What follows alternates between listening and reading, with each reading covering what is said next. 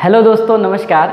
मैं प्रमोद आपका सारथी एजुकेटर्स के इस यूट्यूब चैनल पर स्वागत करता हूं और आशा करता हूं कि आप सभी बहुत बढ़िया हैं, स्वस्थ हैं।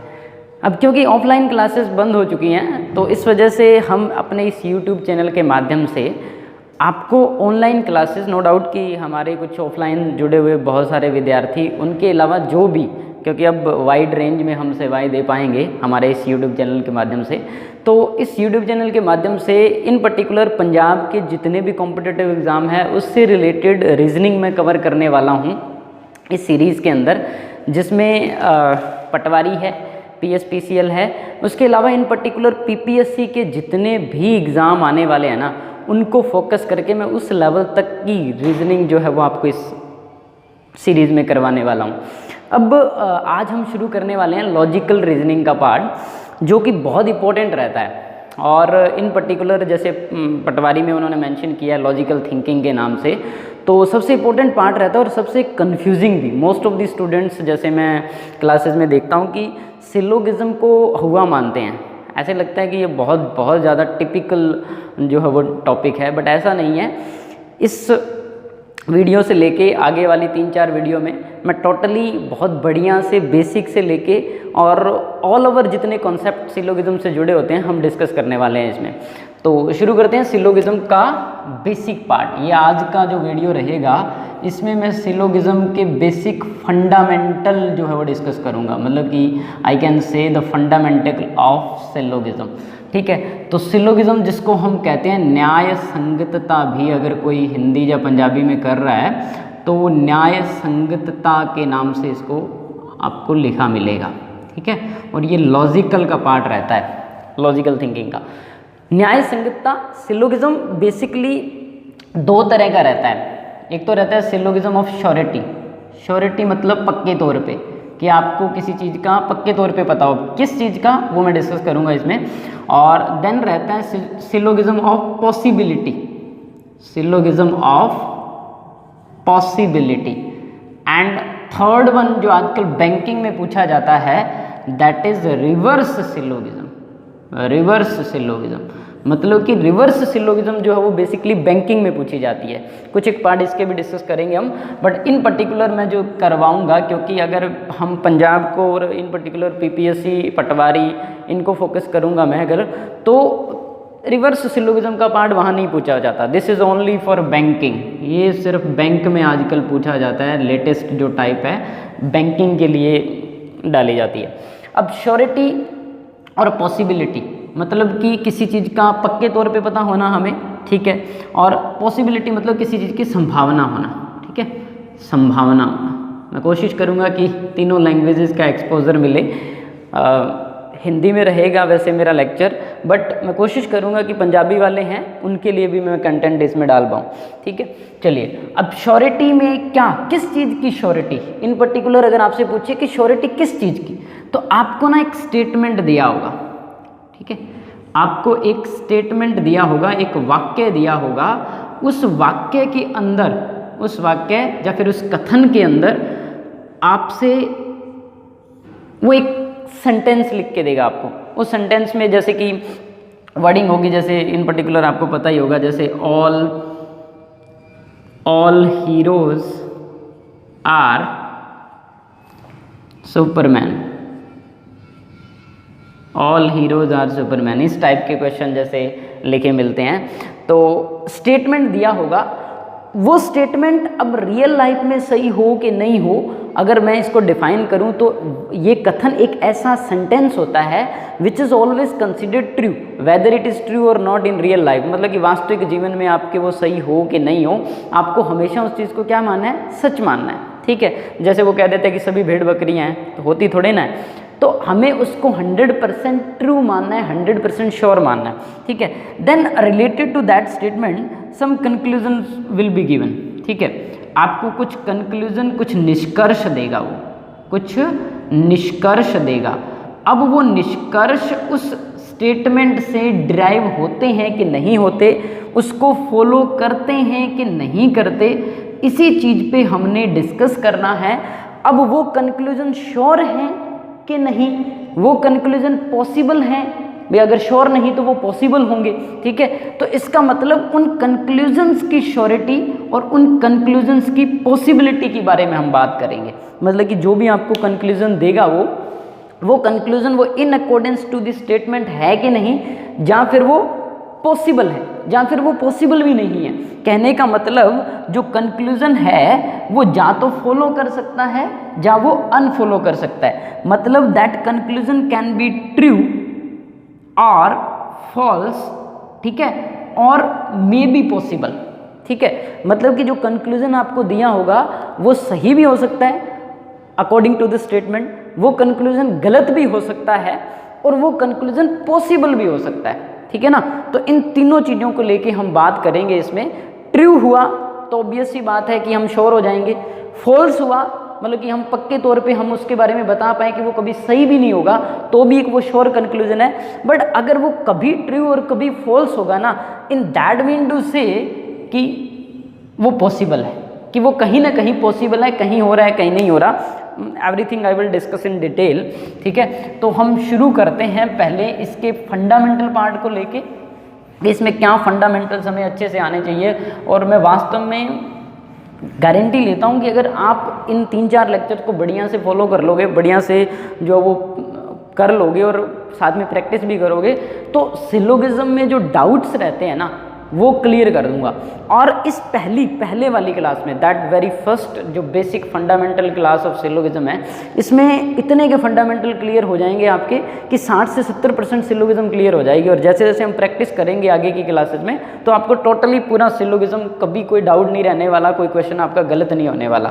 किसी भी कॉम्पिटिटिव एग्जाम में आप बैठे चाहें, whether it is of Punjab और any exam of state and any other exam of centre, ठीक है। तो चलिए क्या है असल में, जैसे भी कोई एक वाक्य स्टेटमेंट लिखा होता है, मैं थोड़ा सा और बेसिक बात करता हूँ इसके रिलेटेड। जैसे लिखता है कि ऑल ए आर बी, मान लो कि उसने लिख दिया स्टेटमेंट में ऑल ए आर बी, ये एक स्टेटमेंट है, ये क्या है, एक स्टेटमेंट है। उससे पहले मैं बेसिक में बात करूँ कि इसमें पार्ट क्या क्या होते हैं स्टेटमेंट के। स्टेटमेंट में ना 4 पार्ट होते हैं। This first part is called quantifier, ये होता है क्वांटिफायर। क्वांटिफायर मतलब जो मात्रा बताता है कि सारे, कुछ नहीं, थोड़े से। तो क्वांटिफायर बेसिकली 4 तरह के होते हैं। एक तो हो गया ऑल मतलब सारे, ठीक है, ऑल मतलब सारे, ठीक है, सारे के सारे जितने लोग, मतलब कि जैसे वो कहे कि सारे के सारे ए बी हैं, ठीक है। उसके बाद में दूसरा क्वांटिफायर रहता है सम मतलब कुछ, सम का मतलब क्या है, कुछ, जैसे वो कहे कि कुछ ए बी हैं। उसके अलावा तीसरा जो क्वांटिफायर रहता है वो रहता है नो का मतलब होता है कुछ नहीं, सॉरी कोई नहीं, ऐसे कह सकते हो आप इसको, कोई नहीं, कुछ नहीं के बजाय आप कह सकते हो कोई नहीं, कोई भी ए बी नहीं है। जैसे वो कहे कि नो ए इज बी, यहाँ पे अगर नो लगा दे तो इसका मतलब कोई नहीं, कोई भी ए बी नहीं है। एंड फोर्थ वन रहता है सम नॉट का मतलब है कुछ नहीं मतलब अगर वो लिखे सम ए आर नॉट बी, तो इसका मतलब कुछ ए बी नहीं, ठीक है। अब क्या क्या इनके डायग्राम पॉसिबल रहते हैं, और अगर मैं बात करूं कि इस वाले चैप्टर को सोल्व कैसे करना है, what will be the perfect approach to solve that particular topic, तो वो 2 अप्रोच रहती हैं। एक तो अप्रोच रहती है वेन डायग्राम की, जो सबसे बेस्ट है, मैं इसी से करवाने वाला हूँ, ठीक है।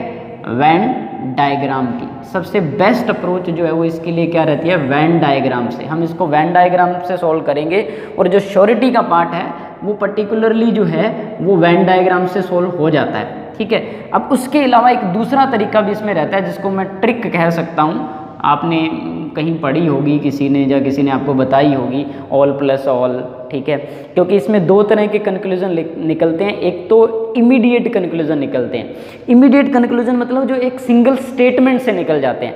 मतलब कि अगर मैं आपसे कहूँ कि ऑल ए आर बी है, तो उससे कोई एक डायरेक्ट कंक्लूजन मुझे जो मिलता है ना, that conclusion is called immediate और डायरेक्ट कंक्लूजन।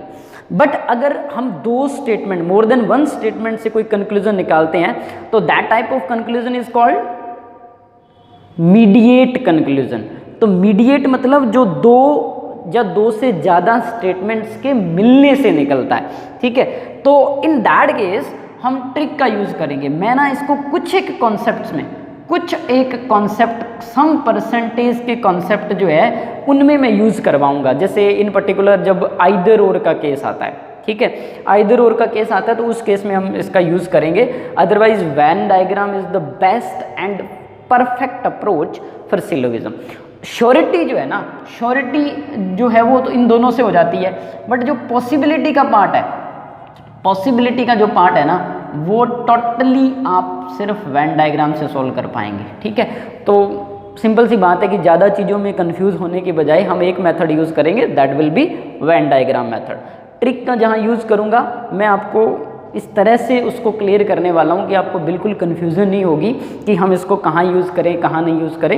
एक सिंगल टाइप का क्वेश्चन आता है जो जहाँ पे हम इसका यूज़ करेंगे और हम आसानी से अप्लाई कर लेंगे, ठीक है। चलिए अब नेक्स्ट क्या है कि ये चार चीज़ें रहती है। अब मतलब कि चार तरह के क्वांटिफायर रहते हैं, all, some, no and some not, ठीक है। उसके अलावा भी इनको और नामों से जाना जाता है। I will explain in the upcoming classes कि क्या चीज़ें इनके लिए और यूज़ की जाती हैं, क्या नाम इनके, जैसे ऑल को भी कई और, जैसे कि वो ऑल के लिए कई बार ओनली लिख देता है, किसी का नाम लिख देता है, तो वो चीज़ें हम आगे डिस्कस करेंगे।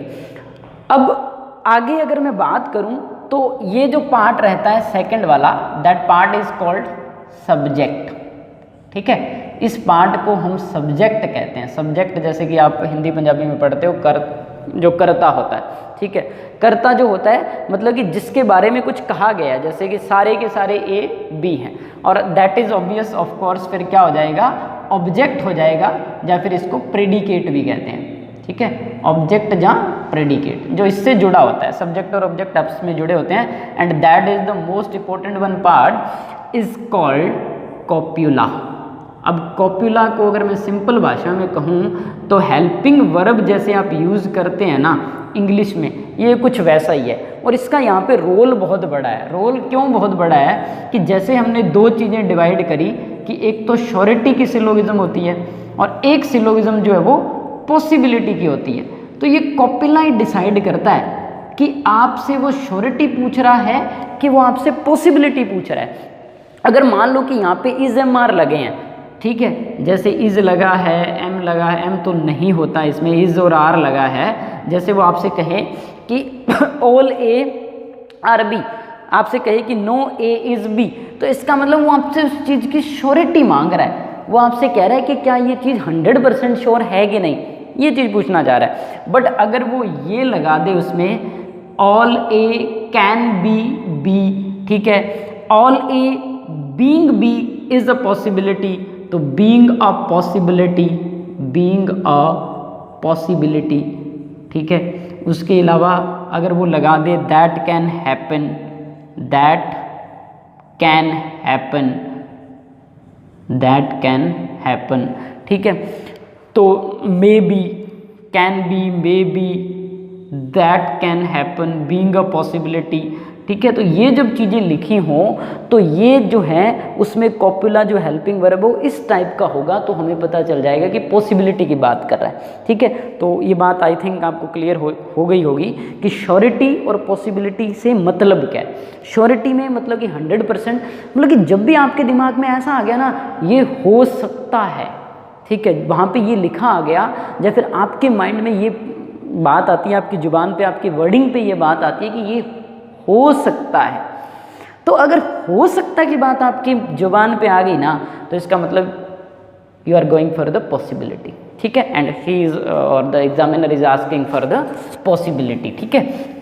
चलिए अभी नेक्स्ट मैं थोड़ा सा और ज़्यादा डिटेल में जाता हूँ और हम ना इन चारों के चारों क्वांटिफायर्स को डिटेल में पढ़ेंगे with diagram and with possible explanations, ठीक है। मतलब कि जो एक्सप्लेनेशंस इनके लिए पॉसिबल रहती है, जो वेन डायग्राम इनके लिए पॉसिबल रहता है, वो हम सारे डिस्कस करेंगे ताकि फंडामेंटल पार्ट में हम एक मल्टीपल डायग्राम्स के साथ उस चीज़ को समझ लें, तो जब क्वेश्चन करें तो हमें मल्टीपल डायग्राम्स बनाने ना पड़े। But actual and the most complicate situation जो स्टूडेंट्स को लगती है कि इसके लिए बहुत सारे डायग्राम बनाने पड़ेंगे, जैसा कि अक्सर स्टूडेंट्स कहते हैं, ऐसा नहीं है। मैं इसी क्लास में मल्टीपल डायग्राम्स के साथ एक्सप्लेन करूंगा चीज़ों को। बेसिक फंडामेंटल जैसे ही आपके क्लियर हो जाएंगे तो आगे हम सिंगल डायग्राम्स के साथ ही सारे क्वेश्चन सॉल्व करेंगे, ठीक है।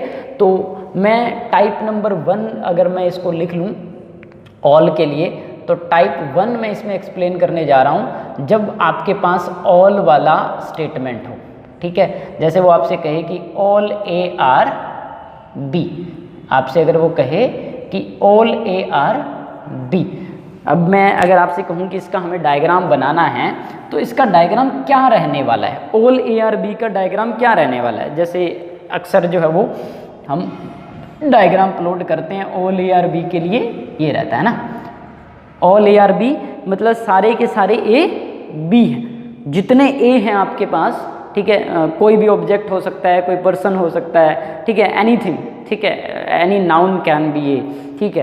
तो कुछ भी हो वो सारे के सारे ए बी हैं, तो मतलब कि आपके पास ए जो है वो बी से क्या होने चाहिए, हमेशा कम होने चाहिए, A must be less than B. और क्या इसके अलावा कोई और डायग्राम भी पॉसिबल है? अगर हमारे पास कोई भी ऐसी वेन डायग्राम जो गिवन स्टेटमेंट को फॉलो करती है, उसको एक्सप्लेन करती है, उसको ट्रू बताती है, that can B a possible Venn diagram, ठीक है। तो अगर मैं आपसे कहूँ कि इसके लिए कोई और डायग्राम बनाए, तो yes there is a single diagram that can be drawn other than this given diagram is all A equal to B, ठीक है। इसका मतलब इस चीज़ से क्या मतलब मिला, हमें क्या कंक्लूजन मिला कि इसमें ए जो है वो बी के बराबर भी हो सकता है और ए जो है वो बी से कम भी हो सकता है। मतलब कि इसमें ये दोनों डायग्राम पॉसिबल है, मतलब कि ए जो है वो बी के बराबर हो तो ये वाला डायग्राम बन जाएगा। भी जितने ए, मैं आपसे कहूँ कि 50 ए हैं और 50 ही बी हैं, मतलब ए और बी दोनों बराबर हो तो ए इक्वल टू बी हो जाएगा। बट अगर आपसे कहा जाए कि ए जो है वो 30 है और बी जो है 50 है, तो इसका मतलब कि ये वाला डायग्राम इस काइंड का डायग्राम बन जाएगा। मतलब ये दोनों डायग्राम जो वो ऑल ए आर बी के लिए बनाए जा सकते हैं। अब ना मैं टोटल जितने भी कंक्लूजन बन सकते हैं, ठीक है, थ्रू आउट दिस सिलोगिज्म, ठीक है। वैसे और बहुत चीज़ें बेसिक लेवल पे, फंडामेंटल लेवल पे जैसे जैसे कंक्लूजन आपको पूछे जा सकते हैं, उन 8 कंक्लूजन्स की मैं बात करता हूँ। तो मैं नंबर वाइज इनको लिखता हूँ। नंबर 1 कंक्लूजन्स की बात कर रहा हूँ, तो ये सारे जो है वो इस गिवन स्टेटमेंट के रिगार्डिंग जो वो कंक्लूजन है, और एक एक करके मैं इन सब को डिस्कस करने वाला हूँ कि हमें इस गिवन स्टेटमेंट से क्या कंक्लूजन मिलेगा। तो all A are B, conclusion number 2, all B are A, conclusion number 3, सम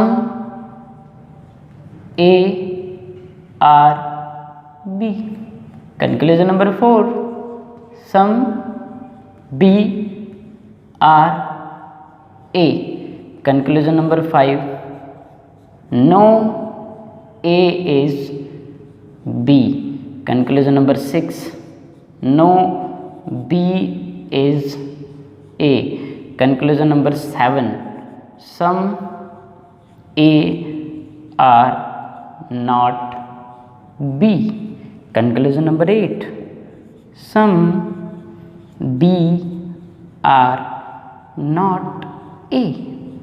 मतलब कि ये 8 कंक्लूजन ना आपको लिखे मिलेंगे।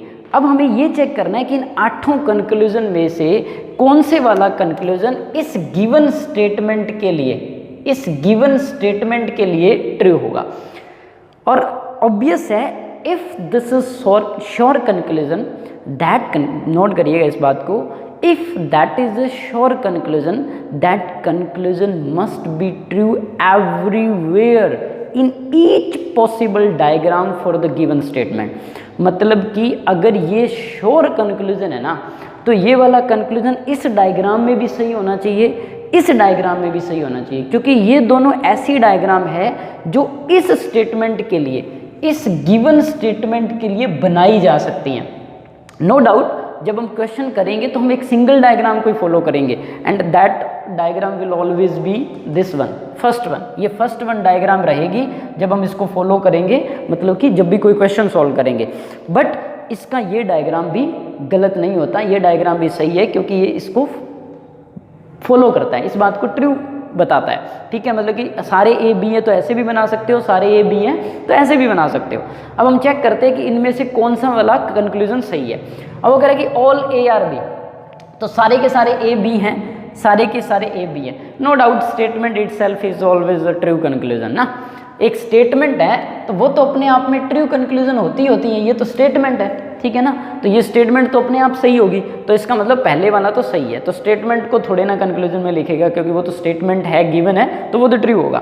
अब second thing, all B are A, तो वो तो डिस्कस करने वाला पार्ट नहीं है पहला। तो दूसरा, ऑल बी आर ए, आपने देखा कि ऑल बी आर ए, यहाँ पे देखा तो आपने कहा सही है, सारे के सारे बी हैं, क्योंकि 50 ए हैं तो 50 ही बी हैं, इसका मतलब सारे के सारे बी भी ए हैं, ए बी हैं तो सारे के सारे बी ए हो जाएंगे। बट जब यहाँ आए तो ये वाला जो मैं क्रॉस कर रहा हूँ, थोड़े थोड़े क्रॉस बना रहा हूँ, ये वाला पार्ट तो बाहर पड़ा है ए से, तो इसका मतलब सारे के सारे बी ए नहीं हो सकते, क्योंकि ए जो है वो कम है, बी जो है वो ज़्यादा है। तो that's why this will be false. ठीक है, ये फॉलो नहीं करेगा, ठीक है ना, ये कंक्लूजन फॉलो नहीं करेगा, क्योंकि आपसे ना 5 चीज़ें पूछता है वो अकॉर्डिंग टू कंक्लूजन। अगर आपको 2 कंक्लूजन दिए हैं तो आपको 5 चीज़ें ऑप्शन में लिखी मिलती हैं कि कंक्लूजन 1 फॉलो करता है कि नहीं करता, ओनली कंक्लूजन 1 फॉलो। दूसरा लिखा होता है ओनली कंक्लूजन 2 फॉलो। तीसरा लिखा होता है ईदर 1 और 2। इसको मैं इन पर्टिकुलर बढ़िया से डिस्कस करूंगा, जिसमें कन्फ्यूजन रहती है अक्सर ईदर और वाले पार्ट में, ठीक है। और नेक्स्ट वन आपसे वो पूछता है कि नीदर 1 नोर 2, मतलब ना कंक्लूजन पहला फॉलो करेगा ना कंक्लूजन दूसरा फॉलो करेगा। And last one but not the least, some other kind of conclusions are also possible. Last one जो रहता है वो रहता है कि बोथ 1 and 2 फॉलोस। ठीक है, मतलब कि अगर नंबर ऑफ कंक्लूजन बढ़ जाते हैं ना तो फिर आपके पास ऑप्शन भी अलग टाइप के आ जाएंगे। ठीक है, देन नेक्स्ट कहते हैं कि सम ए आर बी, कुछ ए बी। अब देखो सारे के सारे अगर ए बी हो गए, मैं आपसे कहूँ कि सारे के सारे स्टूडेंट्स इंटेलिजेंट है, ठीक है, किसी क्लास में आप सभी सारे के सारे स्टूडेंट इंटेलिजेंट हो, तो इसी बात को मैं ऐसे कहूँ कि कुछ स्टूडेंट इंटेलिजेंट है, तो ऑब्वियस सी बात है ना कि अगर सारे उसमें आ गए तो कुछ तो अल्टीमेटली आ गए, चाहे वो कुछ गर्ल्स की मैं बात कर रहा हूँ, कुछ बॉयज़ की मैं बात कर रहा हूँ, तो अल्टीमेटली अगर सारे जो है वो इंटेलिजेंट हैं तो कुछ तो अपने आप हो जाएंगे।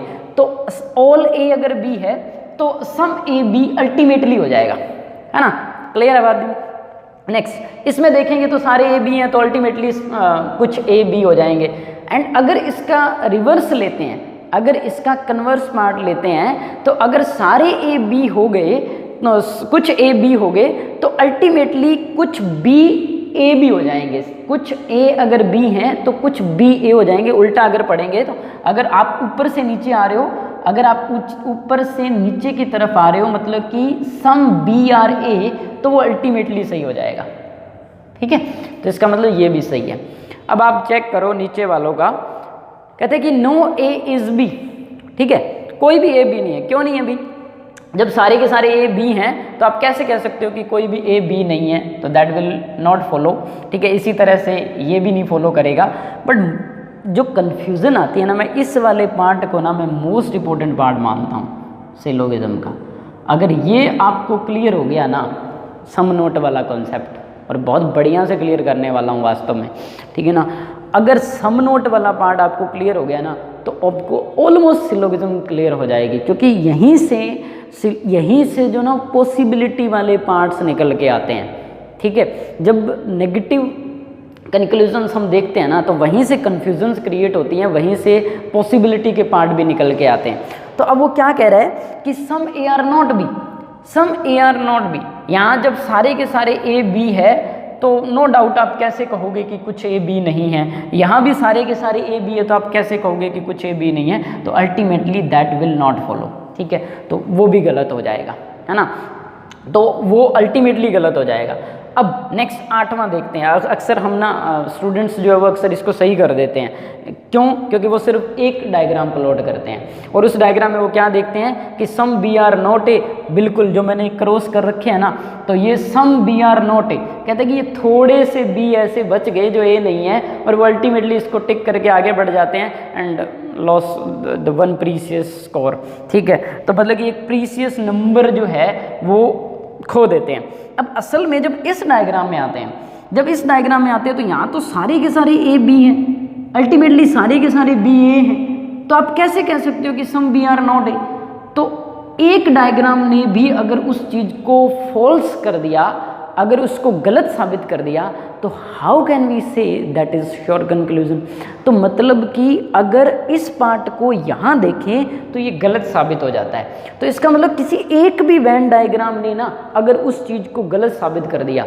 Surety is the concept that is everywhere true, omni present, जैसे हम बात करते हैं ना कि हर जगह व्यापक है परमात्मा, तो surety is that concept which is true everywhere. ठीक है, हर जगह सही होना चाहिए, कहीं भी देख लो आप, हर जगह सही होना चाहिए। तो इसका मतलब ये यहाँ अगर सही है तो यहाँ गलत हो गया, तो इसका मतलब श्योरिटी से बाहर हो गया, और मैं I am discussing the sure concepts. ठीक है, मतलब कि श्योर कंक्लूजन्स को मैं यहाँ पे डिस्कस कर रहा हूँ, तो ये वाला गलत हो गया। तो इसका मतलब कुल मिला के जो मेरे पास ऑल से मुझे कंक्लूजन क्या मिला, एक तो स्टेटमेंट इटसेल्फ, वो तो होगा ही होगा, उसके अलावा जो दो कंक्लूजन निकले हैं ना वो सम वाले निकले हैं। ठीक है, तो ऑल तो खुद तो सही है ही है, उसके अलावा सम। तो मैं ना इस चीज़ को क्या कहूँ कि ऑल से जब भी मैं चलता हूँ तो ऑल से मुझे सम वाला कंक्लूजन मिल रहा है, कोई भी नेगेटिव कंक्लूजन नहीं मिला। इस चीज़ को मैं आखिर में वाइंड अप भी करूँगा, मतलब कि हम पूरा इसको समराइज़ करेंगे बिल्कुल लास्ट वाले कुछ 4-5 मिनट में कि हमें क्या पता चलता है, किस तरह से हम इमीडिएट कंक्लूजन निकाल सकते हैं किसी गिवन स्टेटमेंट से। नाउ अब मैं नेक्स्ट इसमें डिस्कस करता हूँ। देखो जो कंक्लूजन रहेंगे ना, इन्हीं 8 में से कोई कंक्लूजन रहेगा। ठीक है, अगर पॉसिबिलिटी के पार्ट्स ना आए तो श्योरिटी में इन्हीं में 8 रहेगा, कोई ना कोई एक कंक्लूजन या हो सकता है कोई भी सही ना हो, वो इन्हीं में से होने वाला है।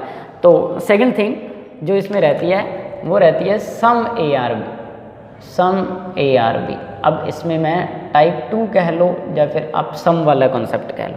ठीक है, मैं सम वाले कॉन्सेप्ट को डिस्कस कर रहा हूँ, जिसमें वो क्या कह रहा है कि कुछ ए बी हैं।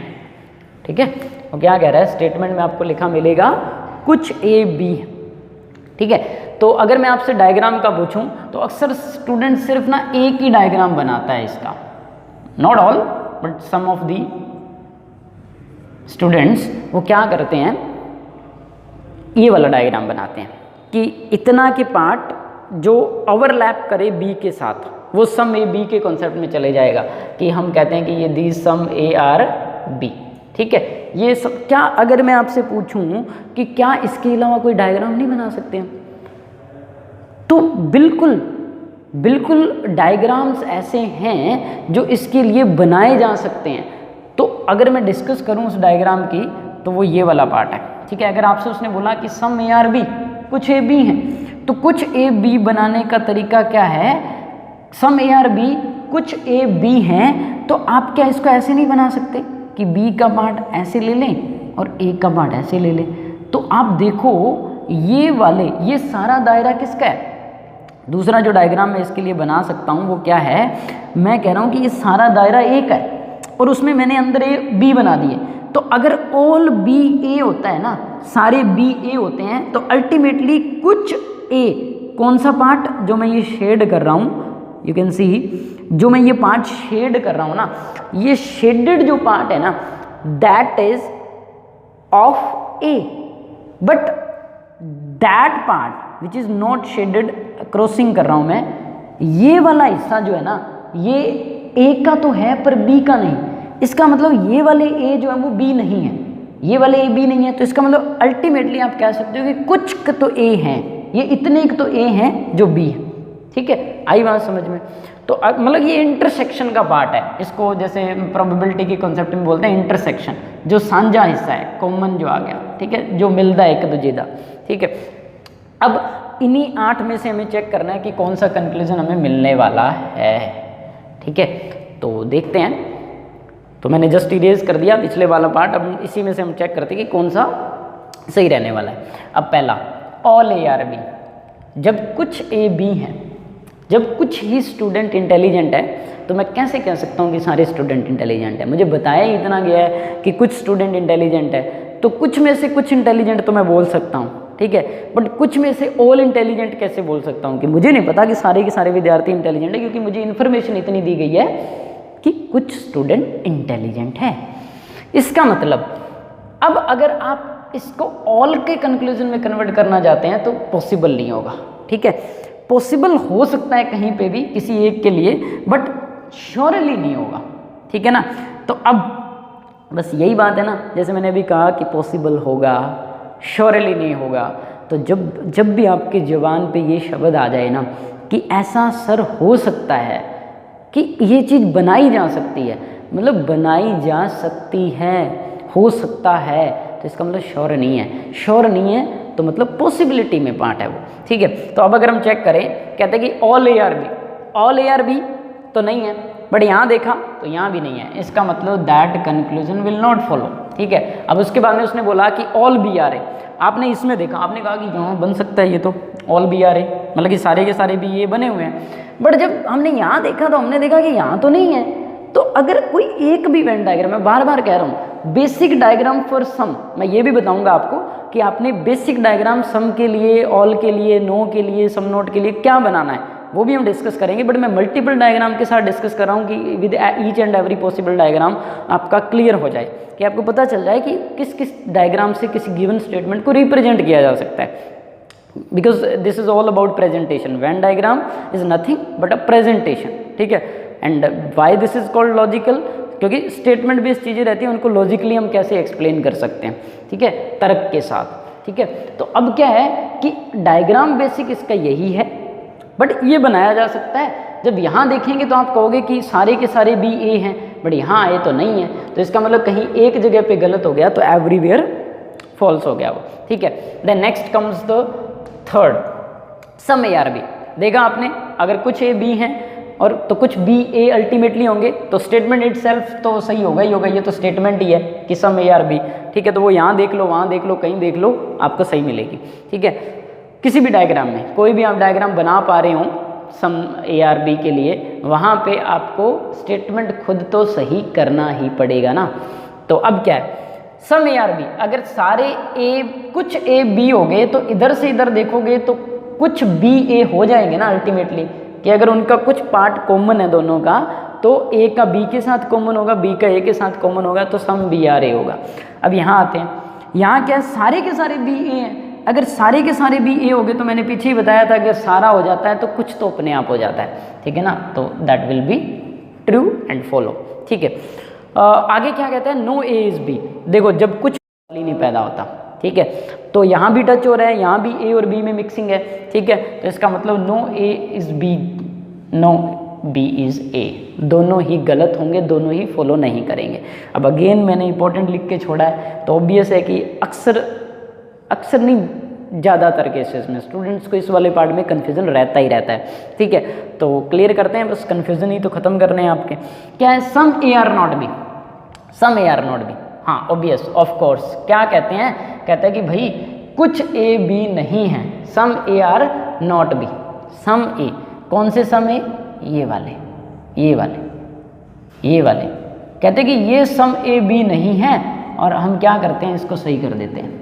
बट जैसे यहाँ आए, जैसे यहाँ आए, यहाँ भी देखते हैं कि some A are not B, यहाँ भी कुछ ए ऐसे हैं जो बी नहीं है, और हम इसको सही कर देते हैं। हमने कहा कि हमने तो 2 डायग्राम बनाए, दोनों में सही हो गया। अब मैंने ना एक तीसरा डायग्राम छोड़ दिया था। ठीक है, क्योंकि देखो, अगर मैं यही चीज़ें एक्सप्लेन करता रहा, ठीक है, तो आपका जो थॉट प्रोसेस है ना, वो वहीं पे स्टैक हो जाएगा, वहीं पे रुक जाएगा, स्टिक हो जाएंगे आप। ठीक है ना, तो मतलब कि अगर मैं आपसे बात करूं क्या इसके लिए कोई और डायग्राम नहीं है, तो आपको कहना चाहिए, क्योंकि हम पीछे ऑल पढ़ के आए हैं, तो आपको बिल्कुल कहना चाहिए कि जो ऑल वाले डायग्राम है ना, जो ऑल में बनाए हैं, वो यहाँ भी बना सकते हैं। मतलब कि मैं अगर ऑल ए आर बी वाला डायग्राम अगर बना सकता हूँ, तो तो भी वो सम का पार्ट लेके आएगा अपने साथ, तो भी सम ए और बी रहेंगे ही रहेंगे। अगर ऑल ए बी कहने का मतलब, अगर मैं पिछले दोनों डायग्राम, मैं यहाँ पे आपको बना के बताता हूँ, पिछले दोनों डायग्राम अगर मैं बनाऊँ ना, मैं अगर कहूँ कि सारे के सारे ए बी हैं, तो भी इसका मतलब है कि कुछ ए बी हैं अल्टीमेटली। और एक मैंने डायग्राम ये भी बनाया था कि अगर ये ए है और एक सर्कल के ऊपर सर्कल बना दूं और मैं उसको बी बोलूं, तो भी ये डायग्राम है। इसका मतलब सम के लिए ये दो ही नहीं, बल्कि ये इधर वाले दो जो ऑल के लिए बनाए थे वो भी बना सकते हो आप, वो भी सम ही बताएंगे हमें, ठीक है ना। इसका मतलब सम ए आर बी बनाने के ये चारों पॉसिबल वे हैं। अब मुझे बताओ, क्या some A are not B sure होगा क्या? देख लें, यहाँ तो दोनों में गलत हो गया था वो, ठीक है, इस वाले दोनों में तो गलत हो गया था, बट जब इसमें आए, सॉरी इसमें तो सही गलत हो गया था, इस वाले में सही हो रहा था। आपका क्या हो रहा था कि ये कुछ वाले ए हैं जो बी नहीं है। जब यहाँ आए तो जब सारे ए बी हो गए तो आप कैसे कह सकते हो कि some A are not B? जब सारे के सारे ए बी हो गए तो आप कैसे कह सकते हो कि कुछ ए बी नहीं होंगे? और यहाँ ऑलरेडी सारे के सारे ए बी हैं, तो that mean to say this is not a sure conclusion but this is a possible conclusion. हाँ, पॉसिबिलिटी तो है। क्यों? क्योंकि यहाँ पे देखो ये एक पॉसिबिलिटी है कि हम कुछ ए बी ना हो ये दिखा सकते हैं, कुछ ए बी ना हो ये दिखा सकते हैं। यहाँ भी तो है पॉसिबिलिटी कुछ ए बी ना हो, बट जब ऐसे इन दोनों डायग्राम में आते हैं तो ये फेल हो जाता है।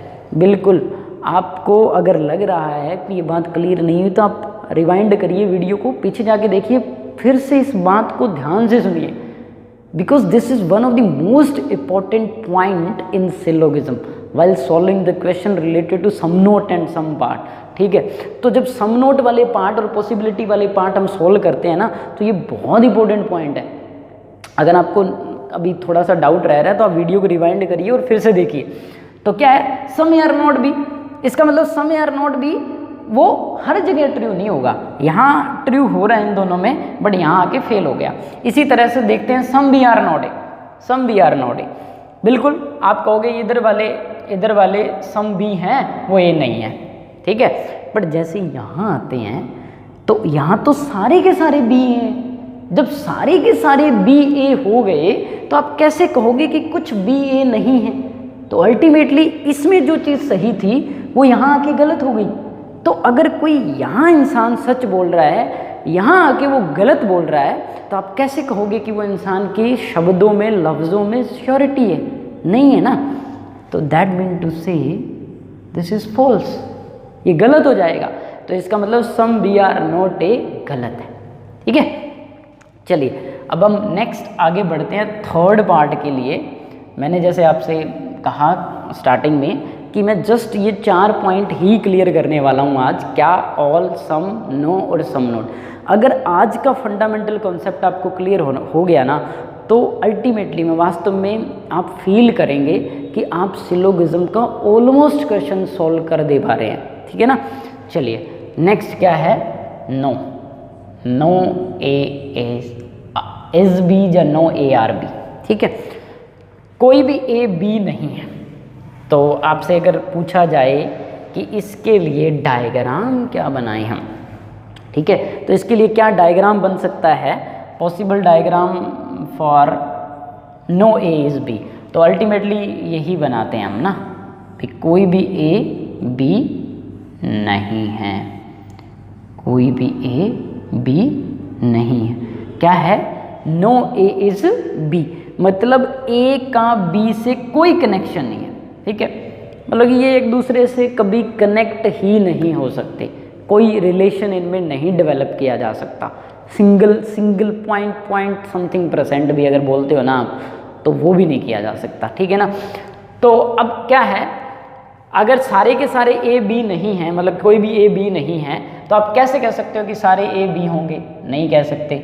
ऑल या कैसे कहोगे, या कहीं भी कैसे दिखाओगे जो चीज़ है ही नहीं, स्टेटमेंट में कोई कनेक्शन उनके बीच में, तो फिर ऑल का और सम का तो कोई पॉसिबल डायग्राम ही नहीं रहता, ठीक है, तो उसका तो कोई सवाल ही नहीं पैदा होता। अब फिर कह रहे हैं कि कोई भी ए बी नहीं है, statement itself is always true. Then no B is A, अगर कोई भी ए बी नहीं, ए बी से किसी तरह से रिलेटेड नहीं, तो ऑब्वियस है बी बी ए से किसी तरह से रिलेटेड नहीं है। ठीक है ना। अब बात करते हैं इन वाले दोनों पार्ट की। अगर कोई भी ए बी नहीं है, जैसे मैं उसी इंटेलिजेंट वाले ही कॉन्सेप्ट को आगे लेके चलता हूँ, मैं आपसे कहूँ कि इस क्लास में कोई भी विद्यार्थी इंटेलिजेंट नहीं है। ठीक है, डोंट माइंड दैट। ठीक है, इस क्लास में कोई भी विद्यार्थी इंटेलिजेंट नहीं है। और अगर मैं कहता हूँ कि कुछ विद्यार्थी ऐसे हैं इस क्लास में जो इंटेलिजेंट नहीं है, अगर भाई कोई भी इंटेलिजेंट नहीं है उस क्लास में, कोई भी बच्चा पढ़ने वाला नहीं है, ऑल आर एवरेज, तो मैं ऐसे कह सकता हूँ ना कि कुछ विद्यार्थी इंटेलिजेंट नहीं हैं। ठीक है ना। तो इसका मतलब अगर नो है तो सम नोट भी अल्टीमेटली होगा। तो सम ए आर नोट, जैसे ऑल होता था तो सम अपने आप हो जाता था। ठीक है ना। तो अगर नो है तो सम नोट अल्टीमेटली हो जाएगा। तो that conclusion will follow and that conclusion will also follow. ठीक है, तो ये दोनों कंक्लूजन ही इसको फॉलो करने वाले हैं। मतलब कंक्लूजन 7th भी फॉलो करेगा, कंक्लूजन 8th भी फॉलो करेगा। Now comes the most important part. ठीक है, दैट इज सम नोट। ठीक है, तो जैसे मैंने सम नोट को यहाँ इंपॉर्टेंट लिखा, तो ये जो 4th वन टाइप है 3rd के बाद में, ये जो सम नोट का कॉन्सेप्ट ये अगेन बहुत इंपॉर्टेंट रहता है। जैसे कि अगर मैं लिखूं some A are not B, some A are not B, कुछ ए ऐसे हैं जो बी नहीं है।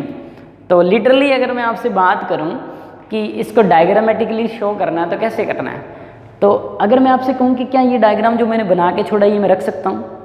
ऑफ कोर्स, क्योंकि अगर मैंने कहा कि कोई भी ए बी नहीं है तो some A are not B ultimately होता है। तो इसका मतलब अगर मैं ये बना के रखता हूँ तो ये इसी को रिप्रेजेंट करता है। बट मैं अगर आपसे कहूँ कि आप डायग्रामेटिकली इसको एक डायग्राम बना दो, ऐसा एक ऐसा फिक्स डायग्राम बना दो जो सम ए आर नॉट बी को रिप्रेजेंट करता हो, तो नहीं है।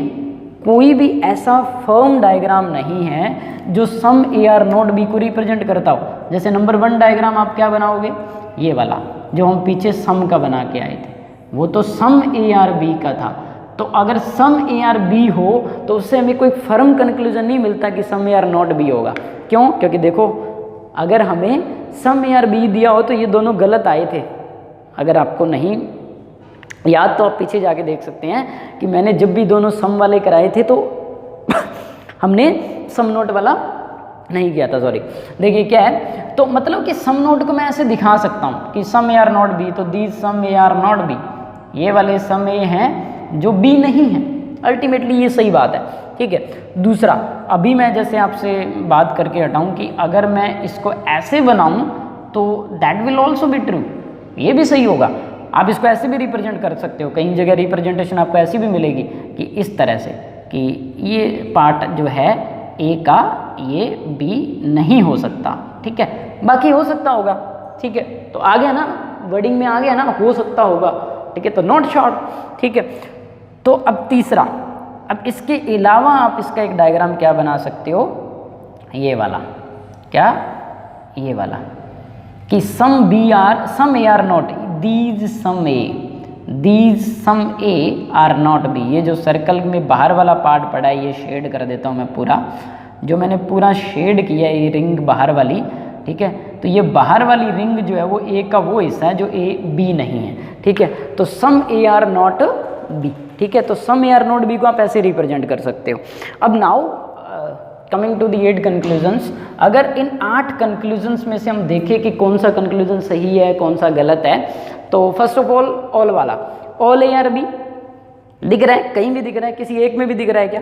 ठीक है, नहीं दिख रहा कि यहाँ पे ऑल बी आर ए, तो some all A are B कैसे हो सकते हैं? मतलब कि अगर यहाँ दिख रहा हो तो कोई फर्क नहीं पड़ता, कहीं भी दिख रहा हो तो कोई फर्क नहीं पड़ता। आप देखो कि फर्स्ट डायग्राम जो बनाया, क्या उसमें सारे ए बी हैं? नहीं है। और अगर एक ही जगह पे वो चीज़ गलत हो गई तो इसका मतलब एवरीवेयर वो फॉल्स हो जाएगा, फॉलो नहीं करेगा। श्योरिटी क्या होती है, वो हर जगह फॉलो करनी चाहिए। नेक्स्ट, ऑल बी आर ए। अब आप ना अल्टीमेटली इस डायग्राम को देखते हो और कहते हैं ऑल बी आर ए, सारे के सारे बी ए हैं, इसमें है नहीं है, इसमें है नहीं है। मतलब अगर किसी भी एक भी डायग्राम में वो चीज़ फॉल्स हो गई ना तो वो श्योर कंक्लूजन नहीं होता। तो इसका मतलब ऑल बी आर ए, ये भी गलत हो गया। फिर यहाँ आते हैं, जब आप सम ए आर नॉट बी का डायग्राम ये वाला बना लेते हो ना और कुछ भी ध्यान में नहीं रखते, सब छोड़ देते हो, तो आप इस कंक्लूजन को सही करने वाले हो। क्यों? क्योंकि आप कहोगे कि सम ए आर बी हैं, अगर कुछ ए बी नहीं है तो कुछ तो हो जाएंगे। हम ना उसको बाय डिफ़ॉल्ट बाय ग्रांटेड ले लेते हैं। हम क्या कहते हैं कि अगर कुछ नहीं है तो कुछ होंगे ही होंगे। दैट इज़ नॉट श्योर, ठीक है। ये श्योर नहीं है ये बात, क्योंकि हो सकता है वो हो सकता है वो ना हो। तो दैट्स वाई वो कह रहे हैं कि सम ए आर बी तो यहाँ है, बट अगर इसको देखेंगे तो कोई भी ए बी नहीं है, और अगर कोई भी ए बी नहीं है तो हम सम ए आर बी कैसे कहेंगे? तो ये भी गलत हो जाएगा, ठीक है। यहाँ देखेंगे तो ये भी गलत आ जाएगा। अब आप बताओ, अगर इस डायग्राम को देखें तो क्या आप कह सकते हो क्या नो ए इज़ बी? क्योंकि हमने बनाया सम ए आर बी, और जिसको हम मान रहे हैं कि वो सम ए आर नॉट बी का डायग्राम है। तो अगर आप कोई एक रिप्रेजेंटेशन वेन डायग्राम की ऐसी ले रहे हो जिसमें कुछ ए बी से मिले हुए हैं, तो आप कैसे कह सकते हो कि नो ए इज़ बी? तो इसका मतलब ये भी गलत हो गया। Again finally no B is A, तो वो भी अल्टीमेटली गलत हो जाएगा। आप अगर अकेला इस डायग्राम को कंसिडर करते हो कि कुछ ए बी, सारे ए बी नहीं है, कोई भी बी ए नहीं है, तो आप इसको सही कर दोगे, और वो सही नहीं है। क्योंकि अगर इस डायग्राम को देखो या इसको देखो तो आप क्या देखोगे कि नो वाला कंक्लूजन श्योर नहीं है, पॉसिबल जरूर है। अगेन जहाँ श्योरिटी खत्म वहाँ पॉसिबिलिटी के चांस होते हैं, ठीक है। Then next some A are not B, some A are not B. यहाँ पे देखोगे some A are not B दिख रहे हैं, हो जाएंगे, ठीक है। यहाँ आते हैं तो some A are not B हम क्या करते हैं? हम कहते हैं कि कोई भी ए बी नहीं है, और हम क्या करते हैं? हम उसको बाय डिफ़ॉल्ट कह देते हैं कि some A are not B जो है वो क्या हो जाना चाहिए? सही हो जाना चाहिए, क्योंकि वो यहाँ नहीं है। Some A are not B, ए से भी कुछ भी नहीं जुड़ा हुआ, तो हम कहते हैं कि some A are not B मान लेंगे, ठीक है। हम फिर यहाँ आते हैं और हम यहाँ कहते हैं कि यहाँ भी देखो कुछ अलग है बी से, और यहाँ भी आते हैं तो हम कहते हैं कि कोई भी ए बी से नहीं जुड़ा हुआ, तो हम यहाँ भी कहते हैं कि some A are not B सही होगा। अब यहाँ आ जाओ, अब जब हम यहाँ पे आते हैं तो हम यहाँ पे क्या देखते हैं कि यहाँ पे कोई भी यहाँ पे देखो आप, कोई भी सारे बी अगर ये हैं तो ये वाला पार्ट जो बचा हुआ है किसका? ये वाला जो पार्ट बचा हुआ है ए का, वो सम ए आर नॉट बी में चला गया, ठीक है। यहाँ पे सम ए आर नॉट बी में चला गया, मतलब अल्टीमेटली तीनों में ये चीज़ें सही आ रही हैं। ये चीज़ें अल्टीमेटली तीनों में सही आ रही है, मतलब कि यहाँ पे भी आपका सम ए आर नॉट बी आ रहा है, यहाँ का भी आपका सम ए आर नॉट बी आ रहा है, यहाँ का भी सम ए आर नॉट बी आ रहा है। तो ऑब्वियस सी बात है ये सही होगा, क्योंकि it is a statement itself, ठीक है ना। क्योंकि ये तो स्टेटमेंट इटसेल्फ है, और स्टेटमेंट इटसेल्फ तो ऑब्वियस सी बात है कि ट्रू कंक्लूजन होगा ही होगा, तो वो तो पूछा नहीं जाएगा ना आपसे। अब नेक्स्ट पे आते हैं, यहाँ some B are not A, ठीक है। तो इस ना स्टेटमेंट इटसेल्फ को तो हम भूल ही जाया करो, वो मतलब कि हमें 7 ही कंक्लूजन देखने होते हैं 8 में से। क्यों? क्योंकि इस 8 में से एक तो वो खुद ही होता है स्टेटमेंट, और बाकी 7 को चेकआउट करना है हमें। अब यहाँ आते हैं तो some B are not A, आपने कहा ये वाले बी हैं, ये ए नहीं है, तो some B are not A हो गया। अगर कोई भी बी ए नहीं है तो सम नॉट ऑब्वियस है, बट जब यहाँ आए, अगर मैं ये तीसरा डायग्राम ना बनाता और अगर आप ना बनाते तो आप ना इसको सही करने वाले हैं।